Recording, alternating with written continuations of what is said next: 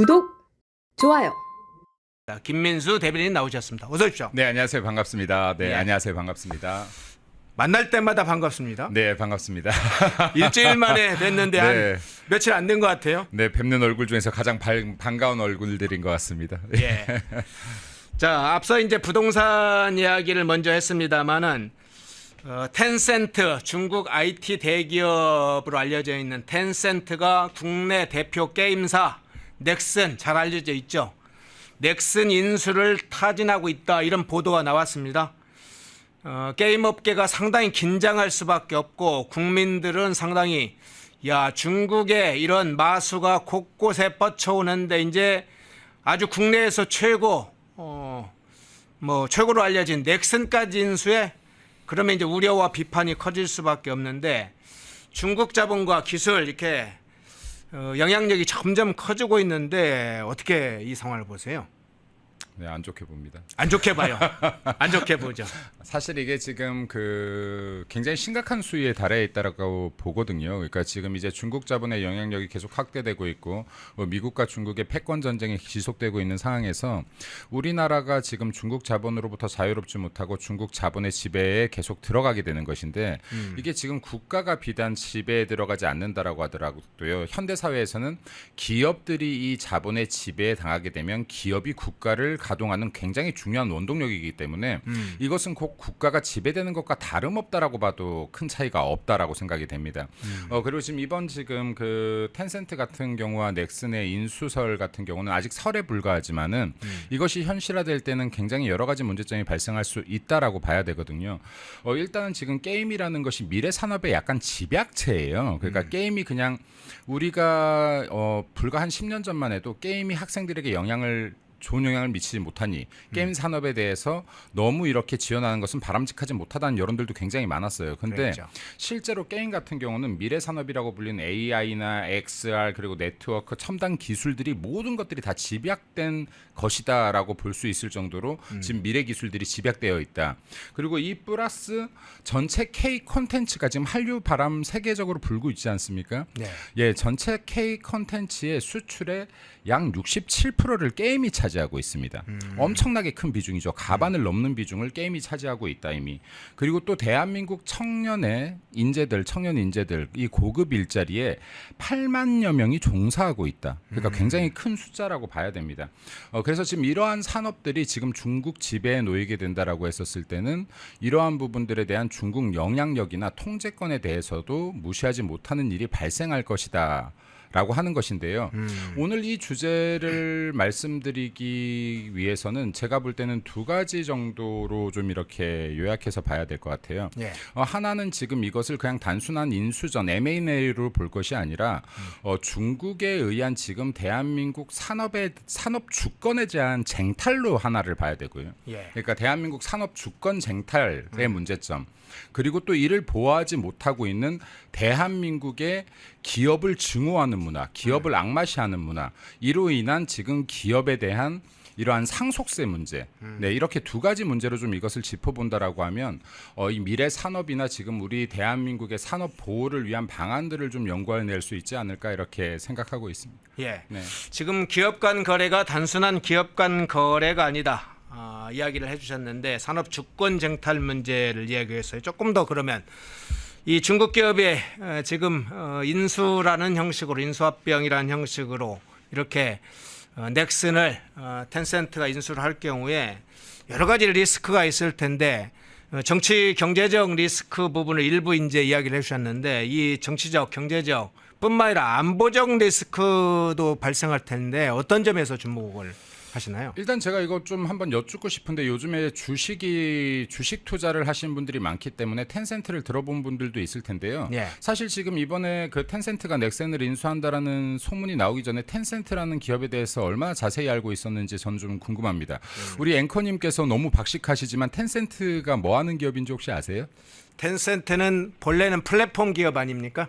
예, 이게 텐센트가요. 사실 지금 이게 시가총액 800조거든요. 중국에서 지금 1위에 해당하는 기업인데 중국인들에게 텐센트를 물어보면 잘 몰라요. 그래요? 예, 그러니까 중국인들 중에서도 텐센트가 뭐 하는 회사냐라고 물어보면 모르는 사람들이 굉장히 많습니다. 그럼 우리나라 같은 경우도 여기가 게임 회사인가? 뭐 지금 방금 말씀하셨던 것처럼 플랫폼 회사인가? 근데 플랫폼 중에서 어떤 플랫폼 회사지? 정확히 인지도 못하고 있는 경우들이 많거든요. 근데 지금 이 이유가 뭐냐면 굉장히 잡탄밥입니다. 아무거나 막 하는 회사예요. 그러니까 지금 이게 텐센트 같은 경우가 처음에는 방금 말씀하셨던 것처럼 이렇게 이 플랫폼 회사라고 해야 될까요? 그것도 어떤 플랫폼 회사냐면 QQ 메신저라고 있었습니다. 그러니까 이게 메신저 기업이었어요. 근데 굉장히 작은 메신저 기업이었는데 어떻게 이렇게 중국에서 시가총액 1위, 삼성전자의 시가시총이 지금 2.5배에 달하는 수준의 지금 거대 규모의 기업이 돼 있는 거거든요. 그럼 이 근간에 무엇이 있는지를 좀 살펴보는 것이 중요합니다. 방금 말씀하셨던 질문에 여기에 좀 해답이 있습니다. 그럼 지금 여기에 텐센트의 회장 같은 경우는 지금 마윈 같은 사람하고 다르게 자기를 좀 안 내세웠어요. 기업이나 자신에 대한 홍보를 하지 않죠. 그래서 지금 텐센트 회장이 누군지 이름조차도 아마 잘 모르실 거예요. 이게 지금 시가총액 1위 기업인데 근데 QQ 메신저라는 것으로 시작했고 그리고 우리가 잘 알고 있는 중국의 대표적인 메신저 위챗을 2011년도에 개발하죠. 이 사람이. 네, 근데 위챗이라는 것이 지금 개발됨으로 인해서 지금 중국의 우리나라로 치면 카카오톡 같은 역할을 하는 거거든요. 근데 중국만 해도 지금 10억 명 아닙니까? 근데 대다수가 이 위챗을 쓰고 있다. 어마어마한 플랫폼이 된 거죠. 그죠? 그러네요. 네, 어마어마한 플랫폼이 됐는데 이 위챗이라는 것이 어마어마한 플랫폼이 됐는데 중요한 역할을 하는 게 하나가 있습니다. 위챗머니입니다.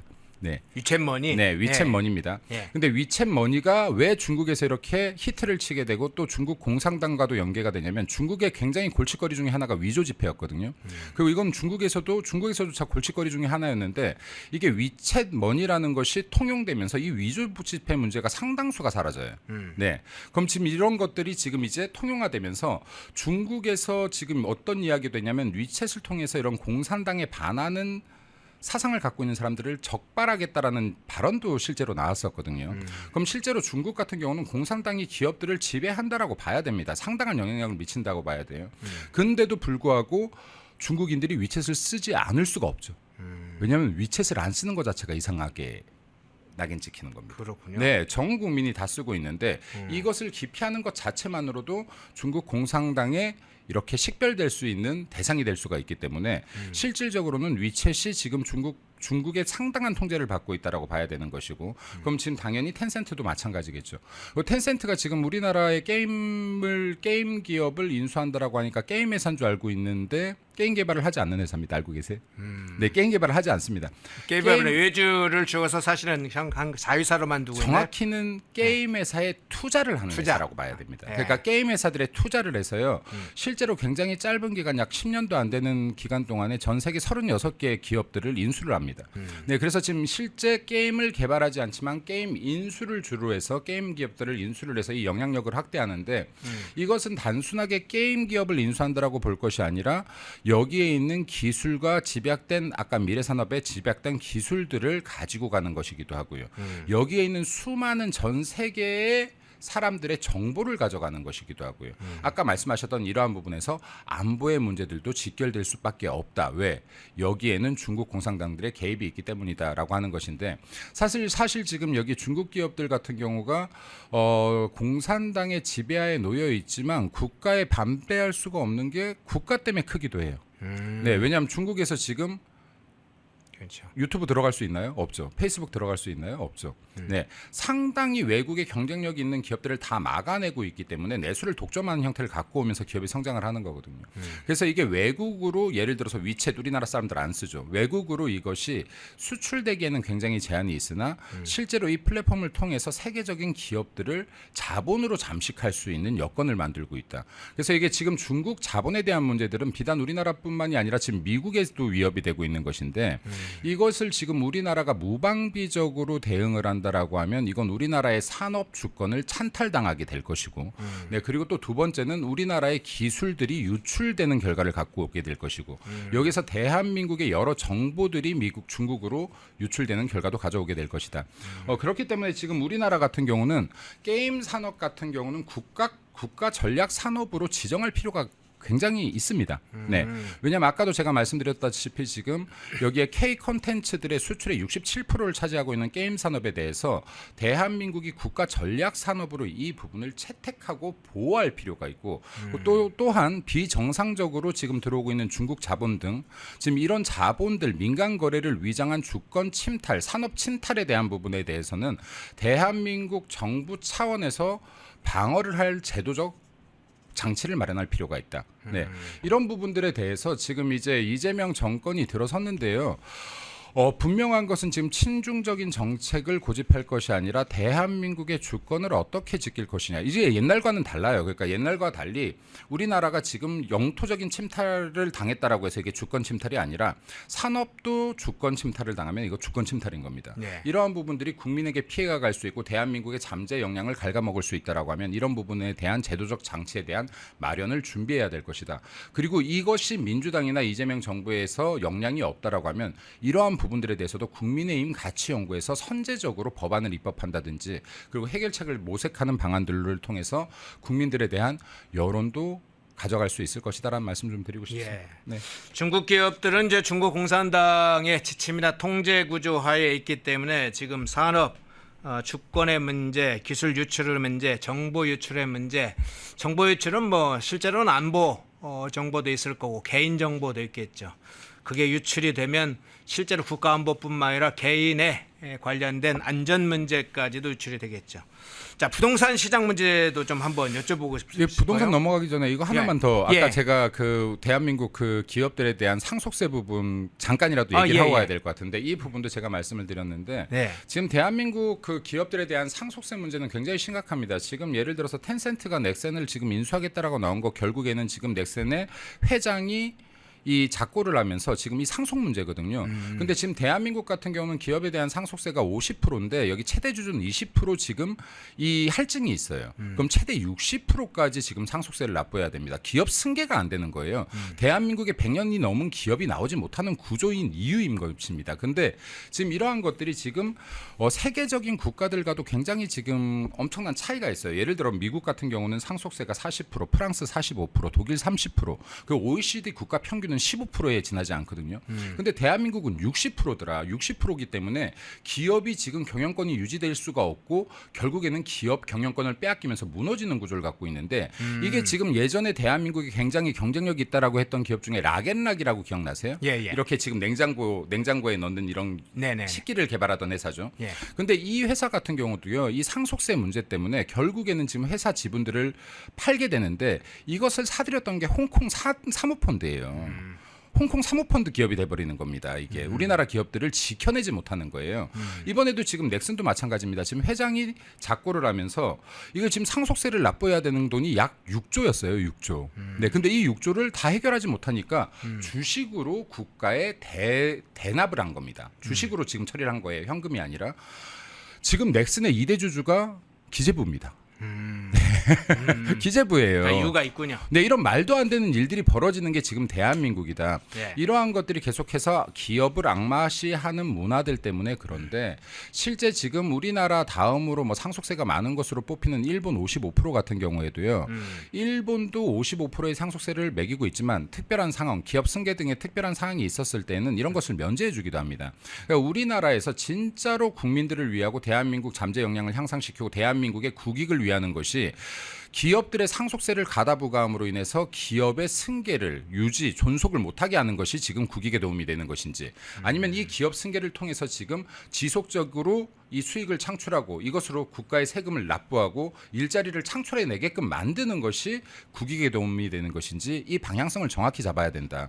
그리고 지금 이제 많은 사람들이 그 기업들은 세금을 적게 내는 줄 알고 있거든요. 끽해봐야 20%, 22% 내는 줄 알고 있어요. 자, 10을 벌어서 20% 냈다라고 가정을 하면요. 이거는 기업이 낸 세금입니다. 여기에 사주들이 월급이나 배당으로 이 돈을 자기들이 가져오려고 하면 여기에서 또 약 48%, 최대 구간 48%까지 세금을 내야 돼요. 네. 자, 그러고 남은 기업에 남은 돈을 상속하려고 하면 여기서 또 60% 내야 되는 겁니다. 네. 자, 그러면요. 대한민국 기업들은요. 기업이 돈을 버는 존재 자체만으로도 사회에 기여하고 국가에 기여하고 있는 거예요. 물론이요. 그럼 기업에 박수를 쳐줘야 됩니다. 기업이 지속할 수 있게끔 만들어줘야 대한민국이 성장할 수 있어요. 근데 지금 예를 들어서 민주당이나 좌파 세력들이 이때까지 해왔던 프롤레타리아 그리고 지금 자본가의 계급으로 나눠서 이 갈등 구조로 양분법적, 이분법적으로 이것을 바라본다라고 하면 대한민국은 너무나 기업하기 좋지 못한 환경이 된다. 그럼 대한민국의 경쟁력은 점점 줄어들 수밖에 없다.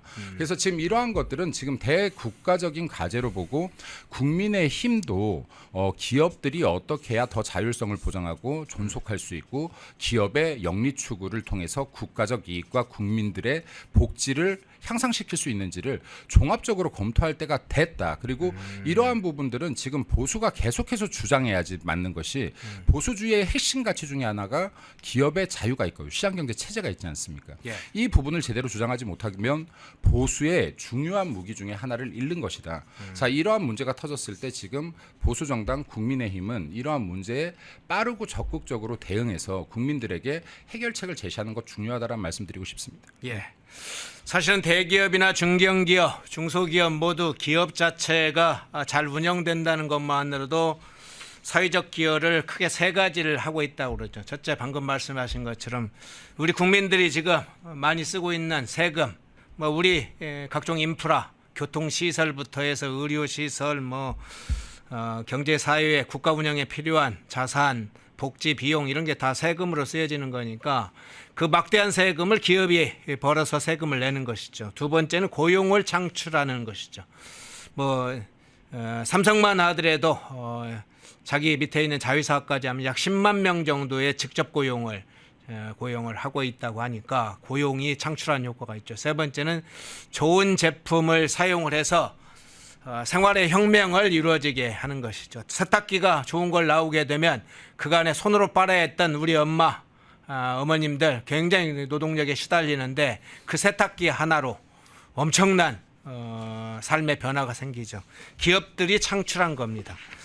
세금과 기술 혁신과 고용 창출과 이것만으로도 다 사회적 기여를 다 하고 있습니다. 기업은 사실 거기에다 계속 기업들이 사회적 기여 더하라고 막 괴롭히는 현상 적지 않은데 그 부분을 먼저 좀 짚어주셨네요. 아까 이제 부동산 문제 얘기했는데 앞서 이제 영상에서도 좀 보여드렸습니다만은 중국의 자본들이 깊이 들어오고 있는데 부동산 시장에도 깊이 들어오고 있어요. 이게 우리 산업 구조나 사회 경제에 미치는 영향 어떤 차원에서 봐야 될까요? 이게 지금 사실은 우리나라 같은 경우는 중국과는 다르잖아요. 예. 중국은 지금 내가 주택을 사도 땅은 국가 거 아닙니까? 예. 우리나라는 지금 아파트를 사거나 주택을 사면 땅도 내 거 아닙니까? 땅 지분도 포함되는 거 아니에요?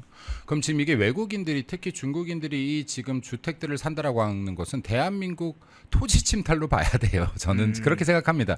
예를 들어서 이게 글로벌 시대에 이것을 다 막을 수는 없겠지만은 이게 지금 어느 정도 규제나 제한이 있어야 되는 것인데 이것이 성벽이 허물어진다라고 하면 중국 자본이 대한민국 땅을 사 들어가는 겁니다. 이거 지금 굳이 총칼 들고 땅을 침탈할 필요가 있나요?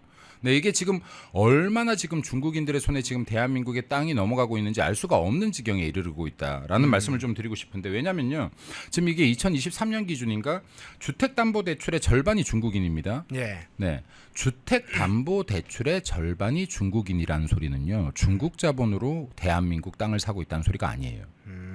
우리나라 대출의 50%를 중국인이 차지하고 있다는 건 우리나라에서 돈을 빌려서 우리나라 돈으로 중국인이 지금 집을 사고 있다는 거예요. 그렇군요. 이거 지금 얼마나 심각한 문제고 지금 말도 안 되는 문제입니까? 대한민국 국민들은 정작 지금 주택 하나를 살 때 대출에 대한 규제들이 너무나 많아서 내 집 하나 마련하기가 너무나 어려운 실정인데 중국인들에겐 대래 대출 규제가 약해서 지금 대한민국의 주택담보대출의 50%에 육박하는 비중을 지금 중국인이 대출을 받아가고 있고 이것을 통해서 지금 대한민국의 주택을 구매하고 있는 겁니다. 또 연체율도 높습니다. 하물며. 자, 이러한 구조들을 지금 기형적 구조들을 만들어내고 있는데 이러한 기형적인 구조를 보고 중국인들이 봤었을 땐 좋은 투자감이 아니라 좋은 먹잇감이 되는 거죠, 이건. 그럼 지금 대한민국 부동산에 투자하는 것은 지금 중국에서는 어쨌든 간에 지금 이 부동산 투자보다는 지금 기업에 대한 지금 미래 산업에 대한 투자 쪽으로 계속 방향을 전환시키고 있지 않습니까? 네네. 그럼 국내에서 부동산 투자가 자유롭지 못하다? 그럼 이게 외국으로 먹잇감들을 이동시키는 것인데 그중에 하나가 대한민국으로 포착되기도 하는 것이다라고 봐야지 맞는 것이겠죠. 그리고 지금 여기에서 보시면요. 2023년 기준입니다. 마찬가지로 외국인의 국내 부동산 매수가 역대 최고치를 찍어요. 그중에서 당연히 중국인이 압도적입니다. 그리고 중국인 토지 보유도 증가세이고 7년새에 3배나 급증을 했습니다. 토지 보유가 3배나 급증을 했어요. 자, 우리나라 사람들은 지금 땅 하나를 살려고 하면 농사 지을 거야, 뭐 할 거야, 이거 지금 2년 내에 개발할 거야, 여러 가지 규제가 있습니다. 2년 내에 개발 계획이 없으면 땅도 못 삽니다, 마음대로. 농지 같은 경우는요, 농지를 직접 내가 농사 짓지 않으면 땅도 못 사요. 근데 지금 중국인들에게 지금 이러한 혜택들이 계속해서 풀린다라고 하면 결국에는 지금 대한민국이 작은 영토가 실제 소유자는 중국인이 되어가는 가정이 될 수 있다라는 부분에서 이 부분에 대한 규제는 좀 엄격하게 해야 된다라는 생각이 듭니다. 네, 그리고 지금 이러한 것들이 지금 우리나라 국민들이 내는 세금을 통해서 지금 뭐 의료보험도 문제가 되지만요. 또 문제가 되는 것이 뭐냐면 기업을 중국인들이 쉽게 할 수 있어요. 대한민국에서. 이거 우리나라 국민들이 지금 미국이나 중국 가서 기업하려면 이거 만만한 일인가요? 결코 만만치 않습니다. 그렇죠. 네, 근데 지금 외국인들, 중국인들이 지금 대한민국에서 기업하려고 하면요. 자본금 1억만 있으면 돼요. 네, 자본금 1억만 있으면 됩니다. 그러니까 이러한 구조들을 지금 기형적인 구조들은 지금 이게 우리가 상호 평등의 원칙에 따라서 어느 정도 돼야 되는데 근데 지금 중국 같은 경우는 우리나라에게 이런 혜택을 주고 있지 않은데 우리나라는 지금 중국인들에게 이런 투자의 기회를 주고 땅을 매입할 기회를 주고 주택을 매입할 기회를 준다라고 하면 지금 이것은 당연히 안 되는 것이죠. 네, 이 중국의 영향력으로부터 벗어나기 위해서 수많은 나라들이 지금 노력하고 있습니다. 미국 같은 경우도 마찬가지인데요. 아까 이 닌센트 문제도 마찬가지였지만 미국 같은 경우는 이 바이든 정부 당시에 이 미국의 주식 시장에 중국의 자본을 제한하는 명령 등도 나왔었어요. 네. 근데 지금 우리나라 같은 경우에 이런 부분에 대한 심각성을 만약에 놓친다라고 하면 이거는 중국의 영향력에 자본에 의해 잠식당할 것이다라는 말씀도 좀 드리고 싶습니다. 예. 네. 먼저 텐센트의 넥슨 인수 소식이 알려지면서 그 문제, 자본과 부동산 침투, 중국의 마수가 어떻게 펼치고 그것이 한국 경제 사회에 어떤 영향을 미치는지 또 국가 안보에 어떤 영향을 미치는지를 좀 짧게 살펴봤습니다. 주제를 바꿔볼게요. 이 대통령의 장남 결혼식 문제가 불거졌네요. 아마 이 소식 들었을 겁니다. 이 대통령의 장남 결혼식이 어제 있었다. 뭐 이런 게 알려졌죠. 나경원 의원이 이 문제를 강하게 비판을 했습니다. 나경원이 페이스북에 이렇게 썼어요. 자, 한번 볼까요? 어제 이재명 대통령 장남 결혼식이 있었다고 한다. 비공개 결혼식이라고 홍보하지만 날짜와 장소, 축의금을 받을 계좌번호까지 모든 것이 공공연하게 알려져 있다. 이게 무슨 비공개 결혼식이냐. 위선과 거짓은 이재명 정권의 DNA 코드다. 말은 정의를 외치지만 실상은 사익과 기반이다. 자, 정리할. 나 의원이 나섰어요. 한번 되게 이제 조금 조심스러운 사실은 문제인데 나 의원이 직접 저격을 했습니다. 어떻게 보셨어요? 좀 저격할 만한 주제였던 것 같아요. 왜냐하면 이게 사실은 장남 결혼식 같은 문제는 비공개를 하겠다가 자랑도 아니었어요. 비공개할 수밖에 없는 상황이에요. 일반적인 사람들이라고 하면 염치가 있어서 비공개할 수밖에 없었을 거예요. 예. 왜냐하면 이거 대선 과정에서 지금 이 아들의 발언 굉장히 문제되지 않았습니까? 이 성적인 발언, 지금 수위가 너무나 벗어난 발언. 지금 이 정도가 문제가 됐다라고 하면 아들 이야기를 가급적이면 꺼내고 싶지 않았을 겁니다. 이게 일반적인 국민, 염치 있는 국민이라면 아들이 결혼을 해도 몰래 조용히 스몰 웨딩 당연히 했을 겁니다. 근데 스몰 웨딩의 수준도 아니라면서요. 이게 지금 뭐 억대의 비용이 들어가는 그 웨딩이었다라고 하는데 이 들리는 이야기들에 의하면 그리고 지금 여기에 이미 계좌번호가 적힌 번호들도 돌았고 네. 그 적은 규모가 참석한 것도 아니었다. 네. 뭐 제가 이거 신문 기사에서 한 700~800명 참석한 걸로 봤는데 적은 규모의 참석 인원도 아니었고 적은 규모도 아니었다. 이거는 비공개도 스몰 웨딩도 아니었다라고 이야기들을 하더라고요. 자, 근데 이미 계좌번호가 돌았다고 하는 부분에서는 굉장히 중요한 포인트라고 생각합니다. 왜냐하면 계좌번호가 돌았는데 이것이 사실은 어떤 누구든 간에 대한민국 문화에서요. 내 자식이 결혼하면 이거 알릴 수 있죠. 즐거운 행복한 날 같이 축하해 주길 원할 수 있습니다. 그리고 상식적인 선상에서의 축의금이나 뭐 슬픈 일이 있으면 부의금이나 오갈 수 있습니다. 근데 여기에 과연 상식적인 금액들이 오갔을지는 잘 모르겠습니다. 네. 지금 만약에 이 계좌가 열려졌고 여기에 상식적인 금액을 벗어난 뇌물성 금액들이 오갔다라고 하면 이건 굉장히 큰 문제가 될 수 있는 부분들인데 이런 것들도 공개하라고 할 수 없지 않겠습니까? 네. 그렇기 때문에 사실은 이러한 오해를 피하기 위해선 더 조심했어야지 맞다. 네, 이러한 오해를 피하기 위해선 더 조심했어야 맞고 최소한 계좌번호 기재라든가 이런 실수 같지 않은 실수는 안 했어야 맞다. 근데 이게 정상적인 많은 국민들은 이런 오해를 하는 거죠. 야, 이거 이미 계좌번호가 이렇게 다 들어갔는데 이것이 하나의 뇌물 창구로도 이용될 수 있는 거 아닌가 하는 의구심을 충분히 가질 수 있는 겁니다. 이런 이야기들이 많이 나오고 있는 거죠. 이거 니네들이 알아서 기여하고 계좌번호 돌린 걸 수도 있다라는 이야기들이 계속해서 나오는 겁니다.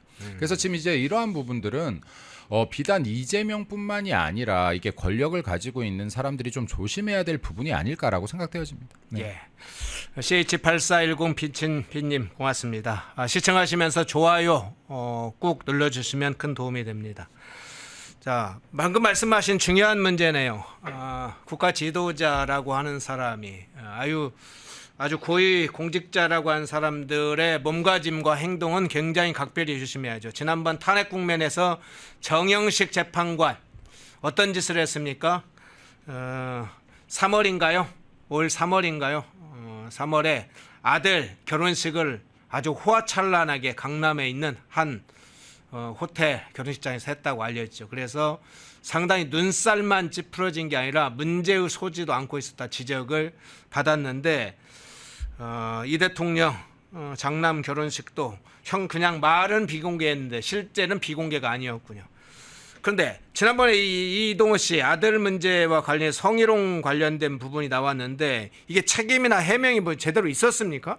없죠. 없는 것 같아요, 그죠? 예. 그리고 이렇게 그냥 쓱 넘어가는데요. 예를 들어서 지금 이재명이 대통령이 되었기 때문에 뭐 언론들이 일단 언급하기 힘들어 하겠죠. 지금 펜 앤 마이크니까 지금 이런 주제들을 다루고 있는 것이지 여기 뭐 레거시 미디어들 지금 벌써 권력 눈치 보기 하느라 이런 것들 주제로 삼겠습니까? 삼지 않죠.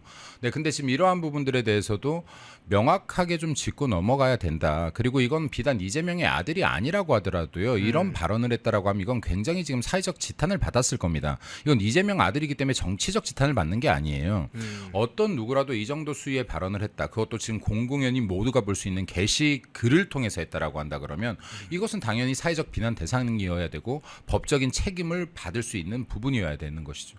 그런데 이러한 것들에 있어서 권력자의 아들이라고 해서 형평성 있게 대해지지 않는다라고 하면 이건 역시 특혜인 것이고 이건 역시 대한민국의 공정과 정의가 무너지는 한 가정이라고 봅니다. 네. 예.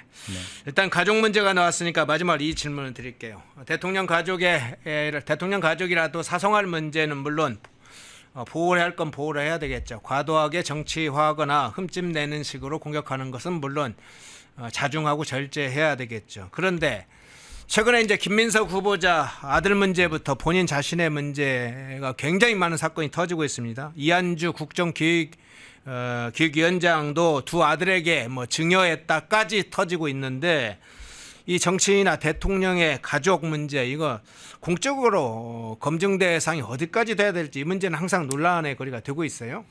저는 사실 이거를 정치 입문하고 약 6년 7년 동안 항상 반대해 왔던 사람이에요. 그러니까 예. 가족들 문제 사생활까지 너무 건들지 마라. 정치인들에 대해서.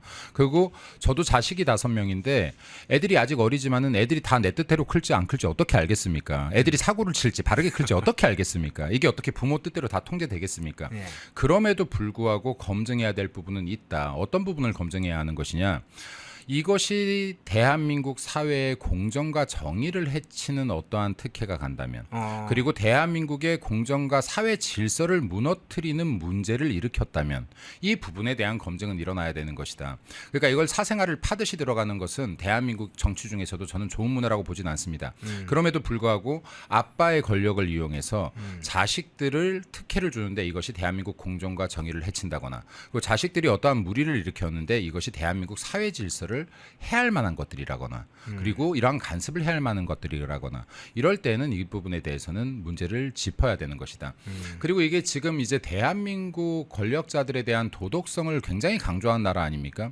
대한민국 권력자들에 대한 도덕성을 굉장히 강조한 나라임에도 불구하고 대한민국은 이 이러한 말들은 계속해서 표처럼 떠오르고 있지만은 이게 실제로 변화되고 있지는 못한 것 같아요. 뭐 조국 사태도 마찬가지고요. 지금 이런 여러 가지 정치인들의 사태도 마찬가지인 것 같아요.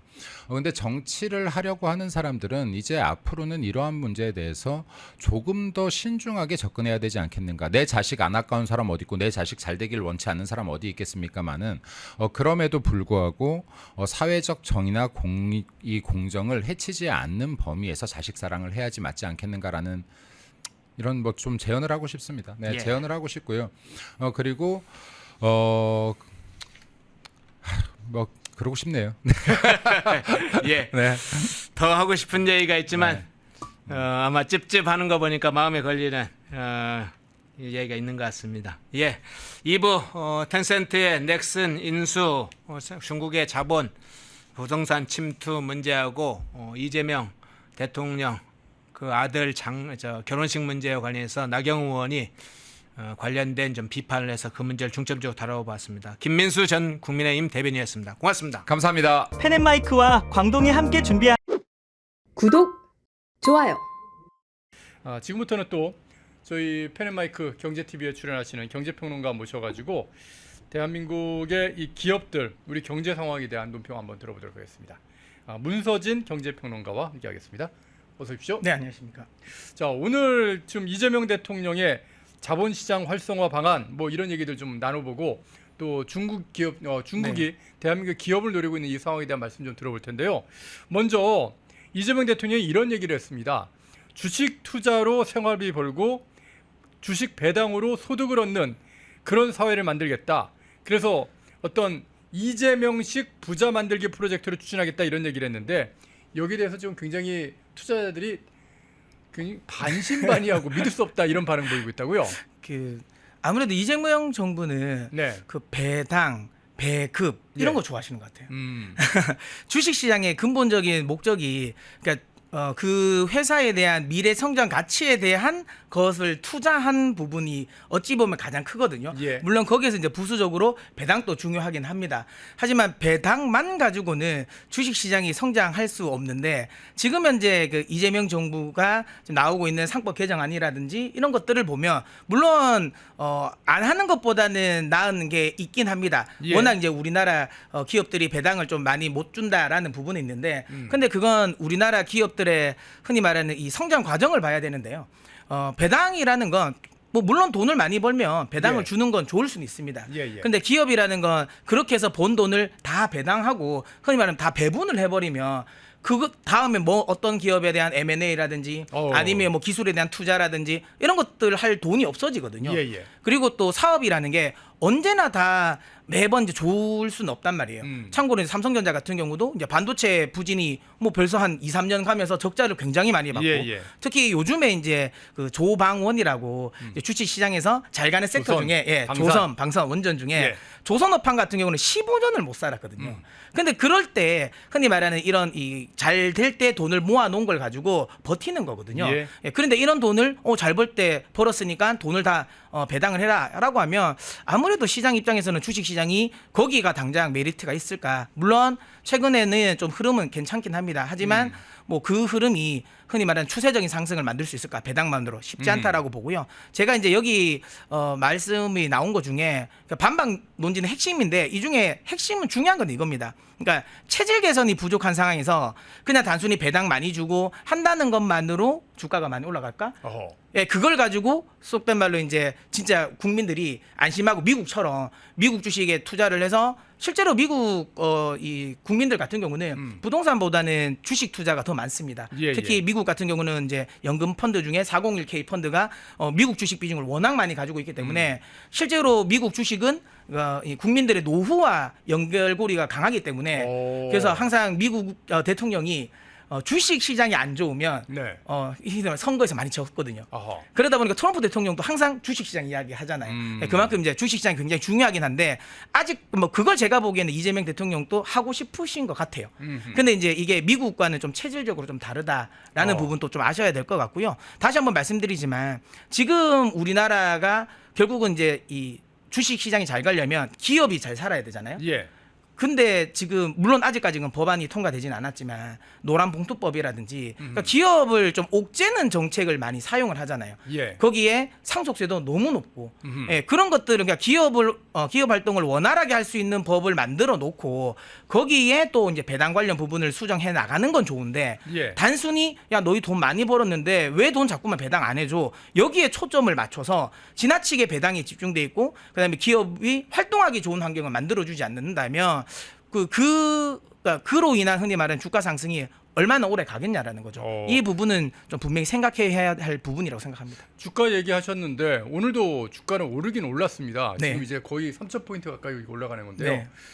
글쎄요. 주식 투자하는 분들은 요즘 오랜만에 이제 웃고 있는 그런 상황인데 이게 지금 이제 계속 갈 확률이 네, 지금 현재 이재명 정부에서 추진하는 법안들을 보면 오래 가긴 힘들 것 같다. 그런 말씀이신 건가요? 만약에 그냥 저 개인적인 생각인데 만약에 노란봉투법이 실제로 통과가 되면 예. 외국인들은 저는 매도가 굉장히 많이 나올 거라고 보고요. 또 하나는 지금 우리나라 시장이 지금 주가가 흐름이 좋은 것 중에 하나는 MSCI 선진지수 편입에 대한 기대감도 아하. 큽니다. 근데 이거는 제가 이제 이번 주에 또 나온 방송에서도 말씀드렸는데 이건 현 정부가 잘하는 게 아닙니다. 그러니까 이전에 윤석열 정부가 이미 다 만들어 놓은 거예요. 예, 예. 만들어 놓은 상태에서 이제 여기서 이제 조금 더 흔히 말하는 이제 숟가락을 얹으려고 하는 건데 지금 그 숟가락을 얹었다가 자칫 잘못하면 바상을 엎을 지금 상황이거든요. 아, 그래요? 그게 왜냐하면 그 MSCI 선진지수 편입을 하기 위해서 가장 중요한 건 미국으로부터 환율 조작국 지정이 안 돼야 됩니다. 환율이 굉장히 중요한데. 관심 대상국으로 네, 됐지 않습니까? 지정했습니다. 예, 예. 그래서 이걸 풀어야 되는데 그렇게 된다면 결국은 이제 한미 정상회담을 해야 되거든요. 이거는 그냥 흔히 말하는 관계자들, 실무자들 사이에서 문제가 해결될 부분은 아닙니다. 분명히 한미 정상회담에서 풀어야 할 문제인데 이게 만약에 지금 계속 좀 미뤄지고 있지 않습니까? 그러면 말 그대로 지금은 외국인들이 워낙 지난해 우리 시장에 대해서 매도를 많이 했습니다. 그래서 흔히 말하는 속된 말로 이제 여기 이제 전문 용어로 되돌림이라고 하거든요. 수급의 되돌림. 그러니까 수급의 되돌림 현상으로 일단 기술적으로 매수를 많이 해주는 건데 만약에 계속 한미 정상회담이 좀 점점 미뤄지고 미국과의 관계에 있어서 특히 국내 지금 산업 같은 경우는 예전에는 이제 중국 쪽의 노출도가 강했어요. 우리 시장이. 예. 그러다 보니 결국은 중국의 경제 성장률과 굉장히 밀접한 관계를 맺고 있었는데 지금 이제 우리 산업들 같은 경우는 뭐 AI 성장, 4차 산업혁명이라고 하지 않습니까? 거기에 핵심 기업들 주도하고 있는 기업들은 대부분 다 미국 기업이고요. 지금 이제 중국 기업들 같은 경우는 이제 미국의 규제로 인해 가지고 글로벌적으로 지금 규제가 많이 되고 있습니다. 그러다 보니까 우리나라 이제 무역 같은 경우도 중국 쪽은 이제 적자가 나오고 있고 예. 오히려 미국 쪽에 흑자가 많이 나오고 있거든요. 그러다 보니까 외국인 투자들 입장에서도 미국과의 관계가 얼마나 개선되느냐가 중요한 거지 중국과의 관계 개선 관련 부분보다는 미국 쪽을 더 많이 신경 쓰는데 지금 현재 분위기를 본다면 외국인들 투자자들도 이제 일정 수준 사고 나면 추가적으로 매수를 해야 될 메리트가 떨어질 수도 있으니 그러니까 그걸 이제 제가 생각하는 건 배당으로 자꾸만 채우려고 하는데 이제 곡간에 있는 걸 자꾸만 곡감을 빼먹으면 안 되거든요. 그러니까 다 빼먹기 전에 다시 한번 말씀드리지만 이제 이런 이 국가적인 이 체질 개선 그리고 미국과의 관계 개선 그다음에 이제 기업을 옥죄는 정책과 관련된 부분을 좀 수정하는 게 맞지 않을까라는 생각을 합니다.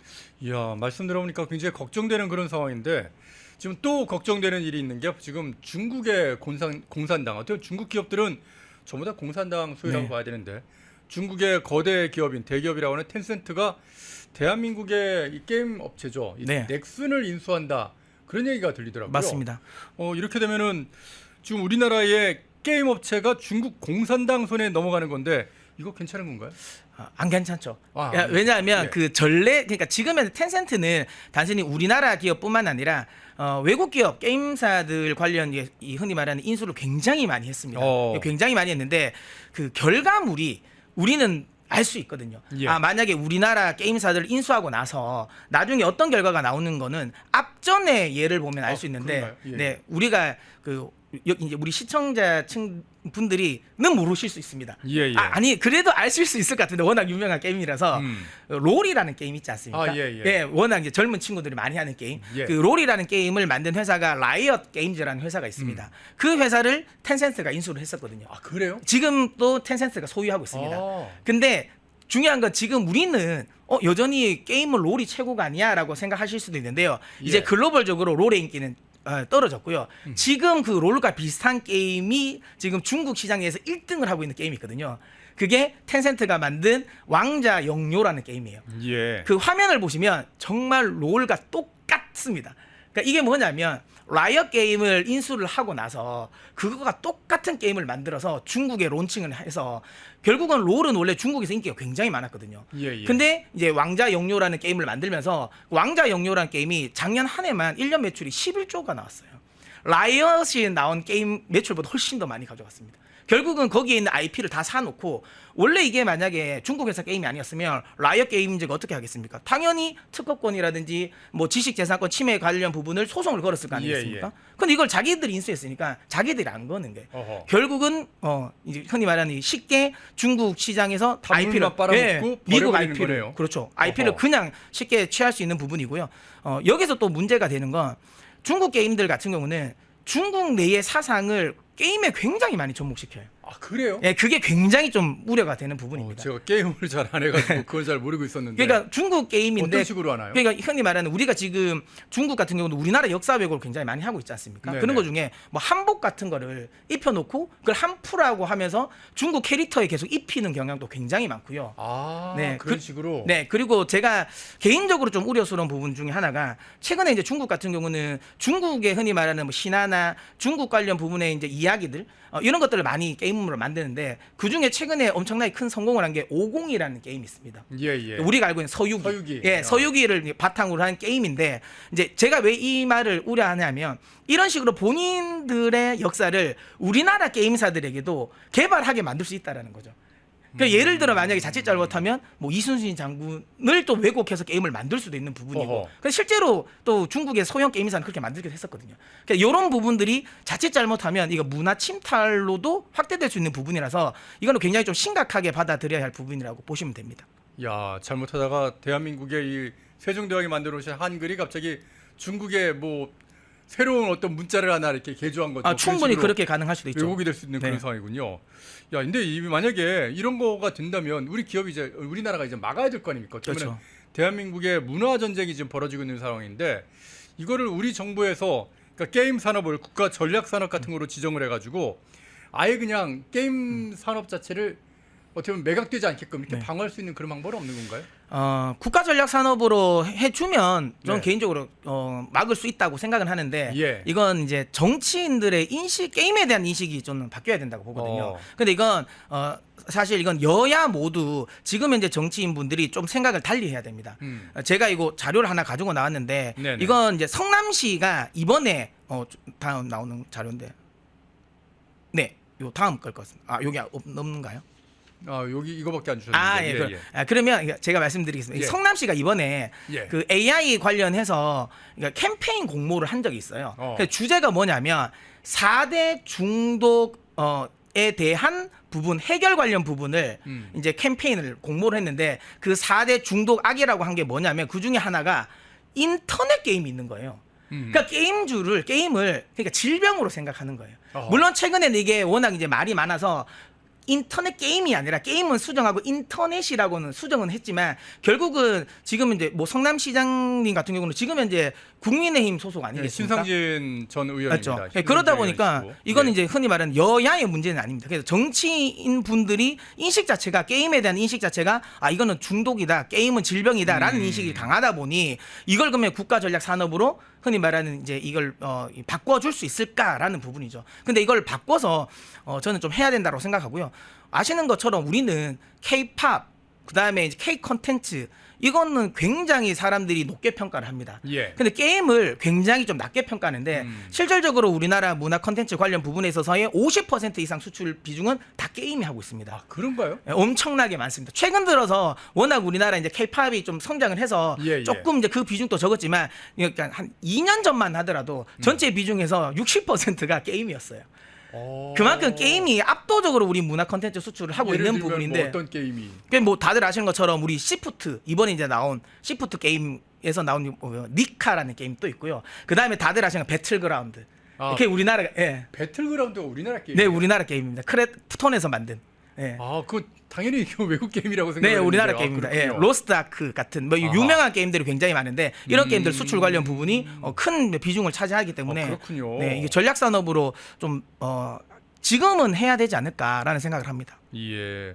그런데 이게 몽땅 다 어떻게 보면 중국의 공산당에 의해서 다 잠식당하고 뭐 단순하게 뭐 문화가 왜곡되고 역사가 왜곡되는 수준을 넘어서 우리의 그런 기술까지도 다 유출돼서 조금 전에 그 라이엇이 이제 어떻게 보면 리그 오브 레전드의 그 게임의 기술을 갖다 그대로 다 뽑아먹고 네. 뱉어버리는 그런 상황들처럼 대한민국의 게임 기업을 갖다 삼킨 다음에 뭐 IT 기술이든 보안 기술이든 뭐든지 다 뽑아먹고 버려버리는 맞습니다. 이런 상황이 벌어지면은 그건 안 될 거 아닙니까? 아, 충분히 가능성이 있고 예, 예. 계속 말씀드리지만 그런 전례가 많기 때문에 음. 그러니까 우리가 흔히 그냥 막연한 우려감은 아닙니다.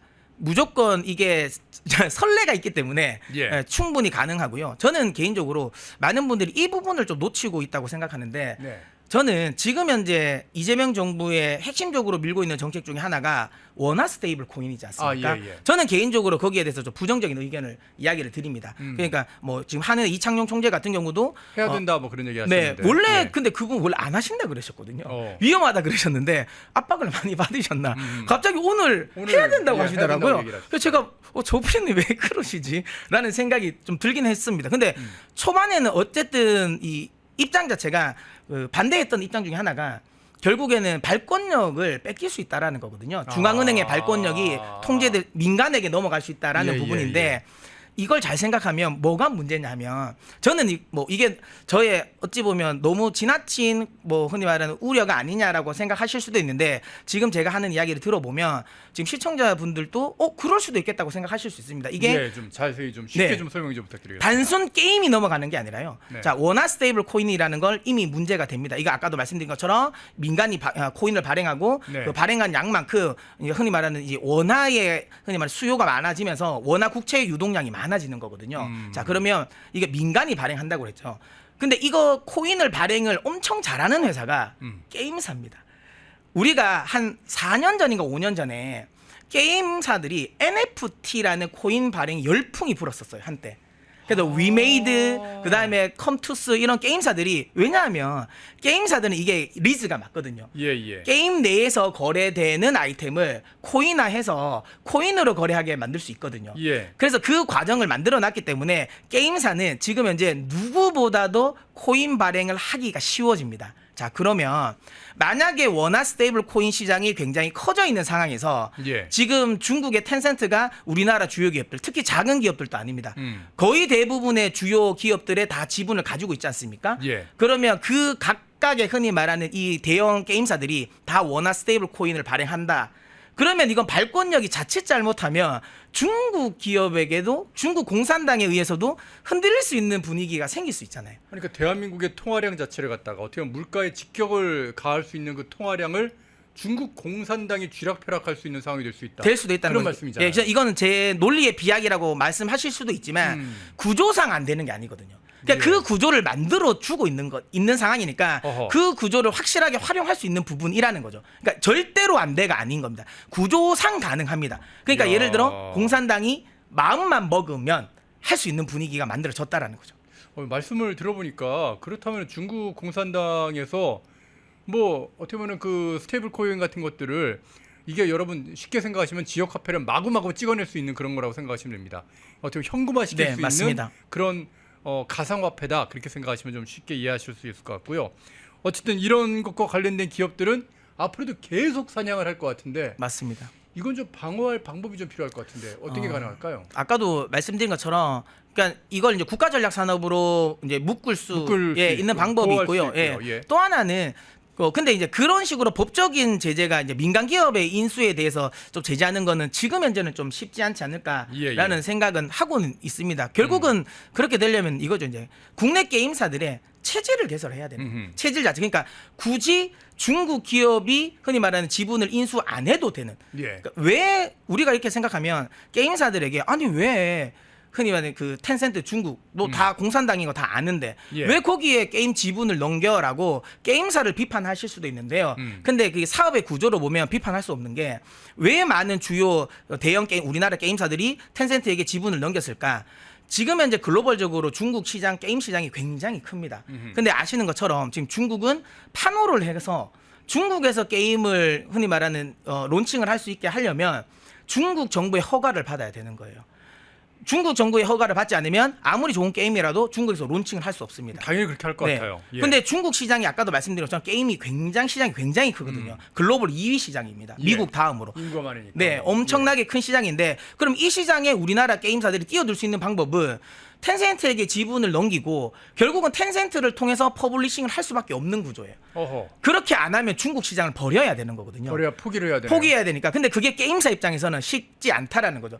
가장 큰 시장, 특히 우리나라 게임 같은 경우는, 그러니까 게임은 서양과 동양의 게임의 차이가 좀 있습니다.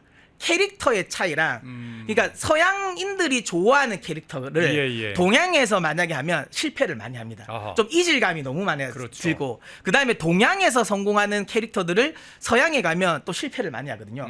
그러다 보니까 결국은 동양에서 만든 게임은 결국은 동양 시장에서 많이 유통이 되는, 아시아 시장에서 많이 유통이 되는데, 예. 결국은 아시아 시장에서 가장 큰 시장은 중국인데 그 중국을 게임사들이 버리기가 힘든 거죠.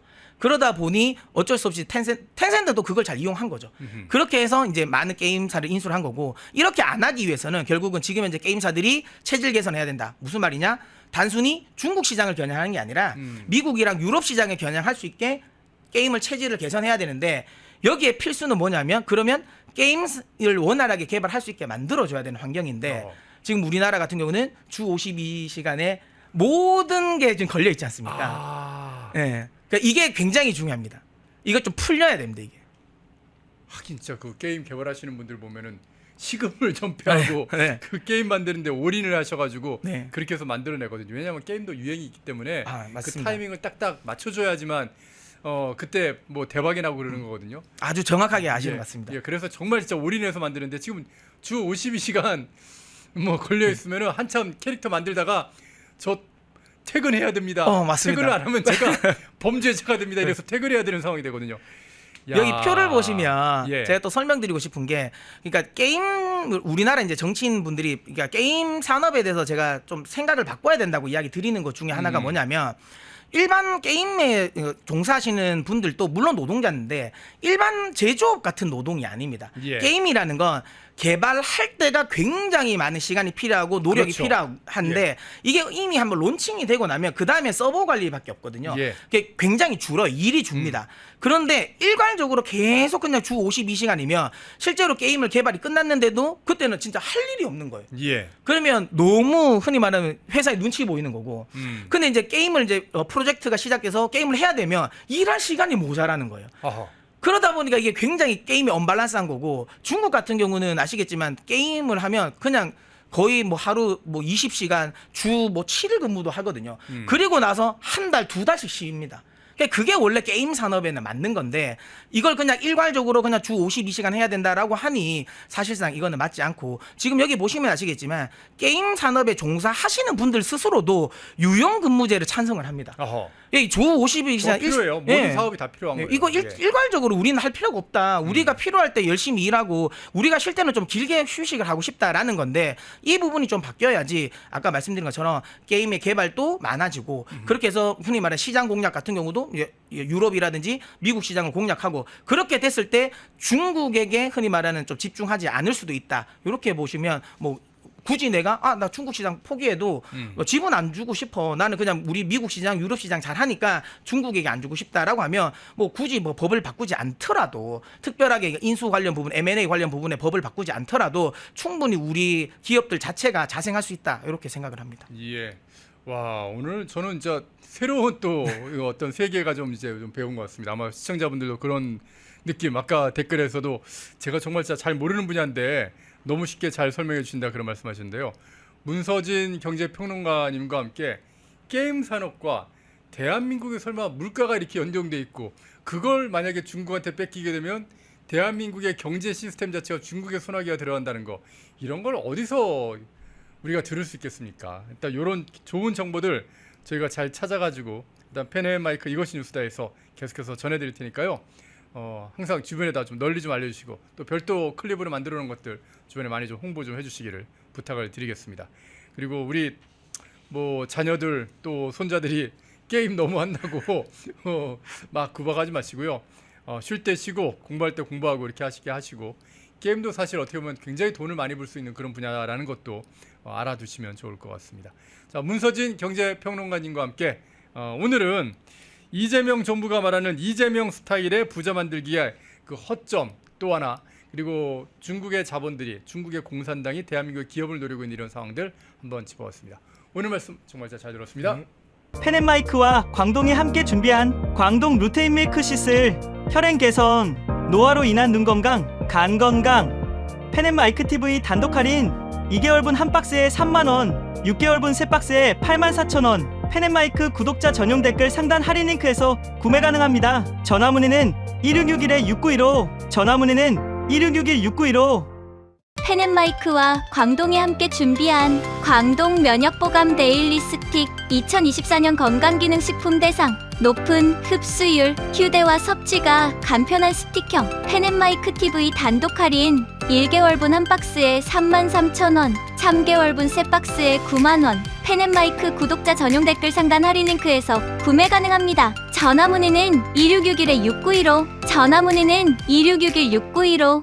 펜앤마이크와 광동이 함께 준비한 광동 혈당혈압 콜레스테롤 케어 솔루션, 식후 혈당 상승 억제, 체지방 감소, 혈중 콜레스테롤 개선, 높은 혈압 감소. 펜앤마이크 TV 단독 할인 1개월분 한 박스에 25,000원, 3개월분 세 박스에 66,000원. 펜앤마이크 구독자 전용 댓글 상단 할인 링크에서 구매 가능합니다. 전화 문의는 1661-6915, 전화 문의는 1661-6915. 펜앤마이크에서 추천하는 영상도 보고 가세요. 다른 영상도 즐기시려면 구독 버튼을 꼭 눌러주세요.